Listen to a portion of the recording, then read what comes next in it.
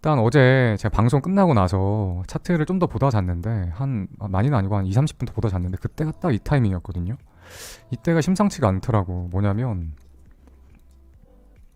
제가 이제 이것 때문에 굉장히 한 30분 동안 고민을 하다가 결국에는 잤는데 이때가 어떤 상황이었냐면 지금 여기 ABC가 한번 나왔었고 ABC A 나왔었고 B 나왔었고 C가 다 나왔나 안 나왔나 C가 여기까지 가지면 좋겠지만 나왔나 안 나왔나 되게 고민되는 자리였는데 잘 가는데 싶더지만 푹 이렇게 살짝 꺾이더라고요. 그때 RSI를 보면 15분 봉을 보면 가격은 이렇게 올라 있는데 RSI는 이렇게 꺾여 있죠. 그리고 30분 봉을 보셔도 마찬가지예요. 가격은 이렇게 올라 있는데 RSI는 꺾여 있죠. 여기서 하락 다이버스가 뜨길래 설마 여기서 추세가 전환이 될까? 되게 고민을 많이 했어요. 그래서 여기서 분할 익절이라도 할까? 아니면 전량 익절을 하고 밑에서 롱을 다시 잡을까? 이걸 되게 고민했어요. 어차피 채널 상단 근처이기 때문에 이쯤 매도해도 괜찮을 텐데 라고 생각을 하다가 그리고 원래 이제 기술적 분석으로는 여기가 매도가 나갔어야 돼. 왜냐면 추세가 전환되는 시그널이 나왔기 때문에 내가 롱은 여기선 좀 최소한 절반이라도 덜어내야겠다라는 생각을 해야 되는데 제가 최근 비트코인 트렌드에 대한 너무 큰 맹신이 있었나 봐요. 뭐냐면 비트코인 제가 누누이 말씀드렸지만 계속 어떻게 나왔냐면 A, B, C까지는 멀쩡하게 나오다가 D가 나왔었을 때 D가 조금 이런 경향이 있어요. 여기를 완전 꽉 채워줘요. 그러니까 여기 상단에 라인을 탁 완전 꽉 채우거나 아니면 살짝 오버슈팅 했다가 도로 이렇게 빠졌다가 그리고 이 웨이브 굉장히 짧게 나왔다가 이렇게 올라가는 경향이 있거든요. 그래서 제가 여기서 쫓치지 말라고 했잖아요. 그래서 이걸 제가 되게 강조했었는데 그래 보통 최근에 비트코인 삼각수렴 나왔을 때 연속해서 한 지금 4번인가 5번 연속이 다 이런 패턴이었거든요. D까지를 꽉 채우거나 아니면 꽉 채운 걸 더 심하게 오버슈팅 살짝 해놓고 힙소를 줘서 내려가는 척하고 다시 바로 올려쳐가지고 신고가를 갱신하는 패턴이 계속해서 나왔단 말이에요. 그래서 이번에도 그렇게 되겠지. 여기 다이버스 깨고도 올릴 수 있겠지라는 생각에 제가 너무 안일하게 그냥 자버렸어요. 그냥 잠을 자고 아침에 자고 일어났을 때가 이쯤 됐는데 고민이 되더라고요. 지금이라도 팔아 말아 하다가 그냥 홀딩하자. 올라가겠지. 이거 최고주로 가겠지 했는데 계속 빠지더라고요. 그래서 결국에는 제 평단이 35,000 얼마였더라? 추가 매수해서 한 36,600대였을 거예요. 한 이쯤이었을 거예요. 이쯤이었을 텐데 손절이 나갔어요. 손절이. 결국에는 여기서 또 추가 매수 한번 받아봤어요. 상단 그러니까 최하단에서 그래서 여기서 매수하고 여기서 추가 매수 받은 다음에 여기서 손절이 나갔어요. 그래서 원래 어제 방송했었을 때 시드가 정확히는 기억 안 나는데 한 18,000달러에서 19,000달러 선이었던 것 같고 미실현 손익이 6,000달러가 넘어서 아마 미실현 손익까지 여기서 실현을 했으면 미실현 손익이 한 7, 8천까지 간 걸 봤거든요. 그러면 한 26,000까지는 불릴 수 있었는데 지금은 오히려 여기서 고배 롱을 태우고 여기서 손절을 쳐서 이만큼의 손절이 났는데 손절이 좀 세게 나가서 지금 12,000달러밖에 잔고가 안 남아있어요. 그래서 이렇게 매매를 했고 이 지난 걸 보고 나니까 또 느끼는 게 뭐냐면 역시 배 터지게 먹겠다고 너무 욕심부리면 안 되고 차트에서 시그널 주는 대로 매도 시그널이 나왔으면 최소한 반이라도 매도를 하고서 했었어야 되는데 내가 너무 안일하게 생각하고 그냥 잠을 자버린 것 같다라는 게 조금 아쉽고 그 다음에 이 자리를 줬었을 때 차라리 좀 칼같이 손절 추가 매수를 안 받고 칼같이 손절을 쳐볼 걸 생각도 들긴 들거든요. 왜냐면 지금까지랑 패턴이 달랐으니까. 보통 이 삼각수렴이 나올 때 비트코인이 마지막에 여기 이 웨이브를 찍어주는 경우가 진짜 열에 한 번 정도밖에 없거든요. 열에 한 번? 진짜 확률 희박해요. 근데 이 여기를 찍어줬었을 때는 이렇게 흘러내리는 경우가 또 많이 다반사가 생겨요. 그래서 누가 뻔히 보이는 이 하단 트렌드 라인 아무리 진짜 차트를 내가 본지 공부를 한 지 2, 3주밖에 안 된 사람들도 이렇게 선은 그어본단 말이야. 그다음에 수많은 애널리스트가 이렇게 삼각수렴을 그리고 있는데 과연 이 자리에 오면 롱을 탈까 안 탈까? 생각해봤을 때 이 자리에서는 사람들이 많이 매수를 들어가겠죠. 근데 그렇게 뻔히 남들 다 기다리고 있는 자리를 줬다는 건 차라리 깨고 내려가겠다는 의도였었다라고 볼 수 있을 것 같고 반대로 제가 최근에 이걸 느끼고 나서 최근에 왜 비트코인이 꼭 D 웨이브를 이렇게 찍고 살짝만 조정 주고 왜 이렇게 올라갔었을까라고 생각해보면 이 상단 트렌드 라인도 마찬가지로 누구나에게나 보이는 그런 라인인 거고 한 번 더 떨어졌다가 올라갈 것 같은 그런 라인이기 때문에 여기를 줬다는 건 맞고 살짝만 휩써주고 올리겠다는 의도겠죠. 그렇게 봤었을 때 여기 D 웨이브를 준다는 건 결국 올리겠다는 거고, 여기 이 웨이브를 준다는 건 결국 깨질 확률이 더 높은 게 아닌가라는 생각이 이제 와서 좀 드는 것 같아요. 그래서 다음번 삼각수렴 나왔을 때에는 좀 이 지점 이렇게 이런 것들을 좀 생각을 해야 될 것 같아요. 다음에는 역시나 지금까지 트렌드로는 D가 거의 꽉 차고 살짝 조정 주고 위로 올라갈 거기 때문에 그렇게 될 확률이 높다고 생각하고 여전히 D에서는 숏보다는 롱을 유지하는 전략을 사는 게 맞는 것 같고, 지금처럼 D 웨이브를 안 주고 그 전에 추세 전환 시그널이 나오면 일단 익절을 해놓고 이 밑부분에서 봤되 손절 라인 좀 타이트하게 지키는 쪽으로 전략을 수정하는 게 좋을 것 같다는 생각이 들었어요. 왜 채팅방에서 싸워요? 왜 싸우고 있어요? 아, 분석 틀렸다고 누가 뭐라고 한 거예요?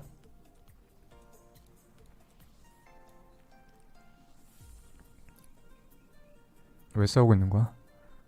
뚫은 거는 그렇다 쳐. 근데 얼마 못 뚫고 반등이 왔다가 그래서 살짝 안으로 들어가려나 했다가 또 떨어져서 아 진짜 지옥가루나 했는데 전저에서 또 잡아줘서 반등이 살짝 나왔죠.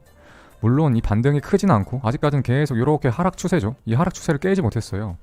여러분들 눈에 보이실지 모르겠지만 이 하락 추세가 있는데, 이렇게 하락 추세가 있는데 하락 추세를 깨지는 못했거든요. 아직 하락 추세 속에 있긴 한데 일반적인 형태는 아니에요. 만약에 삼각수렴이 완성이 되고 그게 위든 아래든 한쪽 방향으로 추세가 터졌다고 했을 때 일반적으로 삼각수렴은 추세가 터지면 볼륨이 세게나 크게 나와요. 볼륨이 크게 나오고 그 다음에 방향이 좀 크게 위든 아래든 나오는 경향이 있는데, 지금처럼 삼각수렴이 이렇게 민기적 반등 주고 하락하고 볼륨도 안 터지는 경우는 없어요. 이러면 아직 뭔가가 있다라고 생각을 해야 돼요. 아직 뭔가가 있다. 평소에 삼각수렴과 다르다라는 관점을 좀 봐야 될 것 같고, 그렇다고 해서 제가 지난번에도 방송에서 한번 말씀드렸지만 혹시나 삼각수렴이 한 번 더 연장돼서 이렇게 내려와서 A, B, C, D, E 이럴 수도 있긴 한데, 이 가능성을 염두에 두고 여기서 이 부분 이쪽에서 롱을 탄 다음에 여기서 손절을 치지 않게 되면 어떻게 되냐면 여기 밑에 하단 C 부근 라인이 너무 멀어진다. 너무 멀어져서 혹시나 분석이 틀렸을 경우에는 거의 한 7-80%의 손해 또는 청산까지 가능하기 때문에 일단은 손절을 치고 다시 대응하는 게 맞다 라고 말씀을 드렸는데, 지금도 같은 생각이거든요. 지금 되게 애매한 게, 차라리 추세가 밑으로 팍 터졌으면 차라리 이게 4파가 지금 제가 여기를 메이저 3파에 4파 조정 구간으로 보고 있죠. 근데 차라리 팍 터져서 이게 ABC로 떨어질 것 같으면 전략을 수정해서 3에 3에 4가 아니고 3에 4구나, 그리고 3에 4가 ABC로 나온 다음에 5파가 다시 이렇게 올라가겠구나 라고 생각을 할 텐데 그것도 아니에요. 그래서 지금 엄청나게 애매모호한 상인 거고, 저도 사실은 좀 많이 헷갈려요. 근데 지금 제가 헷갈릴 때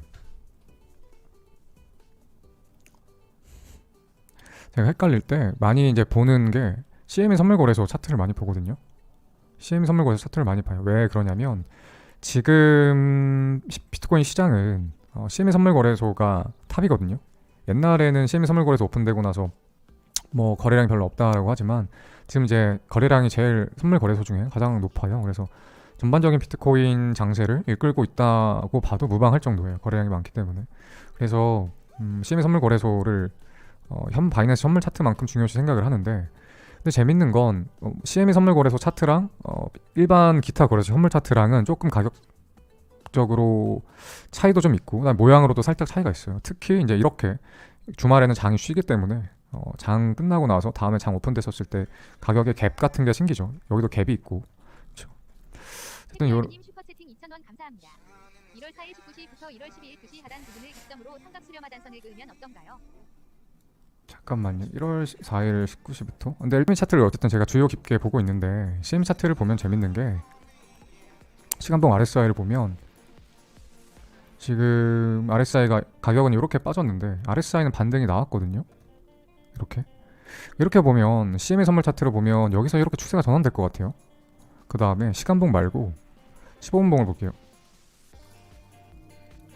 15분봉을 보더라도 단기적으로 가격이 이렇게 빠졌는데 RSI가 이렇게 올라왔어요. 이 말은 뭐냐면 여기서 상승 다이버스가 나왔다는 거는 여기서부터 하락이 시작돼서 여기까지 내려왔죠. 그러면 이 파동이 하나가 끝났다는 거야. 여기서 시작된 하락 파동이 여기서 끝났음을 의미하거든요. 이 상승 다이버스는. 이게 상승 다이버스의 정확한 의미예요. 그러니까 지금 다이버스가 여기랑 먹었죠. 이 말은 뭐냐면 이 떨어지는 파동 내에서 생긴 다이버스잖아요. 이러면 여기서부터 시작한 하락 파동이 끝났다는 거거든요. 정확한 의미는. 이 하락 다이버전스의 의미는 뭐냐면, 상승 다이버전스의 의미는 뭐냐면, 여기서부터 여기까지 떨어진 이 하락 파동이 끝났다. 이제 추세가 전환된다.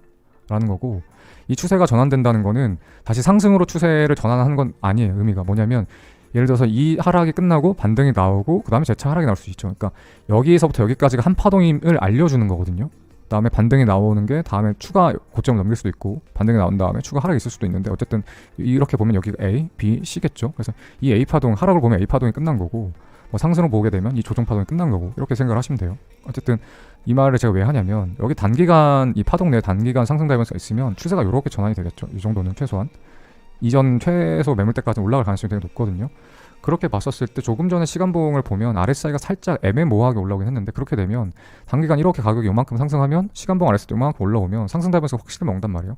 이 정도 상승 다이버스 여기서 먹었다는 건 뭐냐면, 시간봉으로 봤었을 때 이 의미가 뭐냐면,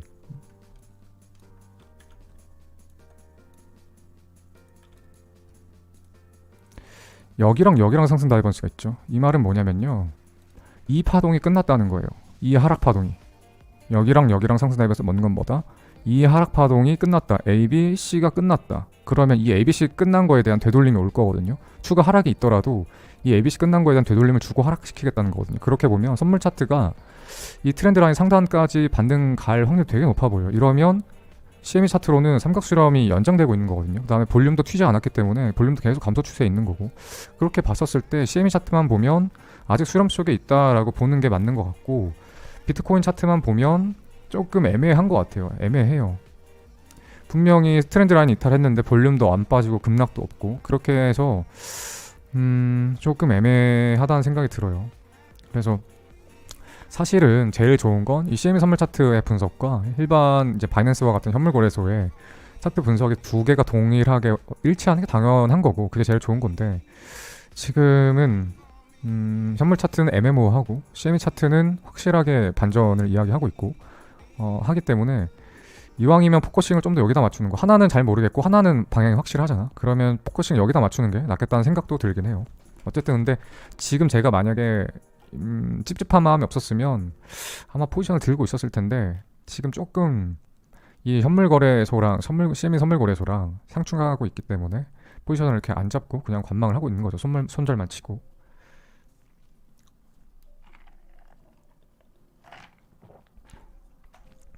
그렇게 생각을 하고 있고, 근데 지금 이제 아마 지금 저처럼 손절이 나가신 분들도 있고, 아니면 약 익절로 끝나신 분들도 있을 거고, 그 다음에 뭐 숏을 사고 계신 분도 있을 거고, 다양할 텐데, 다만 이제 혹시 내가 지금 저처럼 포지션이 없거나 또는 롱을 타서 약 손절을 했는데 지금 또 반등 오네, 괜히 손절 친 거 아닌가, 막 이렇게 하면서 갈팡질팡 하실 분들한테 드리고 싶은 말씀은 뭐냐면, 이게 뇌동이거든요. 손절 쳤는데 반등 오네, 들어가 볼까? 정확한 분석이 없이. 이게 뇌동이거든요.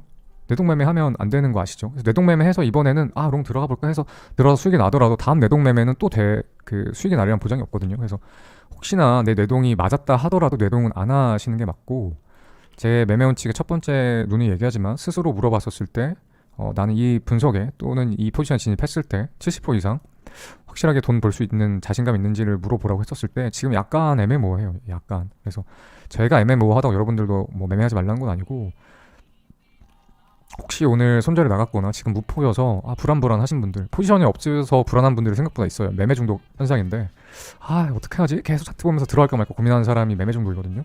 근데 그런 분들에게 드리고 싶은 말씀, 조금 더 차분하게 분석을 해보고 확신이 서면 포지션에 들어가는 게 맞다라는 말씀 드리고 싶고, 혹시나 내가 롱 관점을 보고 있는데 이게 진짜 좋은 롱 자리가 아닐까라고 생각하실 수 있어요. 저도 마찬가지고 근데 혹시나 그냥 이대로 애매모호하게 더 수렴이 이런 식으로 연장되다가 상반을 간다고 하더라도 나중에 이 트렌드 라인 뚫었을 때 여기서 추경 롱을 36,000대에서 타더라도 결국엔 이게 45,000까지 가면 30% 수익이거든요. 10배 롱을 타면 300% 수익이죠. 그쵸? 여기서 10배 롱만 태도 3배가 늘어요. 본 시드가 한 번에 3배가 늘거든요. 그래서 기회가 반드시 있어요. 롱 탈 수 있는 기회가 또 있으니까 혹시 이제 오늘 마침 이제 제가 차트 분석이 틀렸기 때문에 여러분들한테 하는 말씀인데, 여러분들도 분석을 하다가 보면 틀릴 수 있고 손절 나갈 수 있죠. 손절 나갔을 때 생각해야 되는 건 내가 빨리 이걸 복구하고 싶다, 맨징하고 싶다, 막 이런 손실 회피 심리가 들 텐데, 그렇지 말고 틀린 건 과감하게 인정하고 다음에 좀 더 차분하게 분석을 잘해서 다음 좋은 자리를, 더 좋은 자리를 찾아 들어가 봐야겠다라는 생각으로 매동을 안 하시는 게 되게 중요합니다.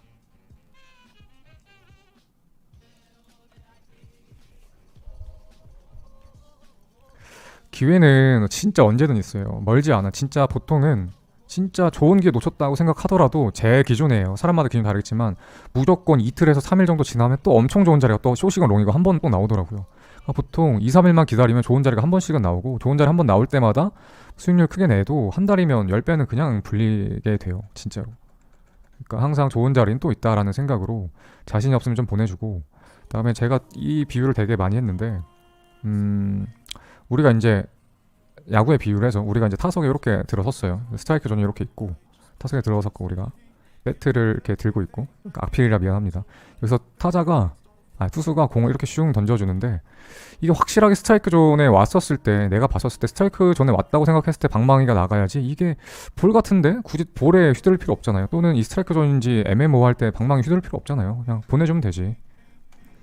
명타자면 명타자일수록, 타율이 높은 타자일수록 아무 공에나 배트가 나가는 게 아니고 스트라이크만 째리고 있다가 스트라이크에만 나가면 되거든요. 그래서 다음 스트라이크 공은 또 나와요. 차트적으로 나올 수밖에 없고, 스트라이크가 나왔었을 때 배트 휘두르면 됩니다. 너무 초조해하지 마세요.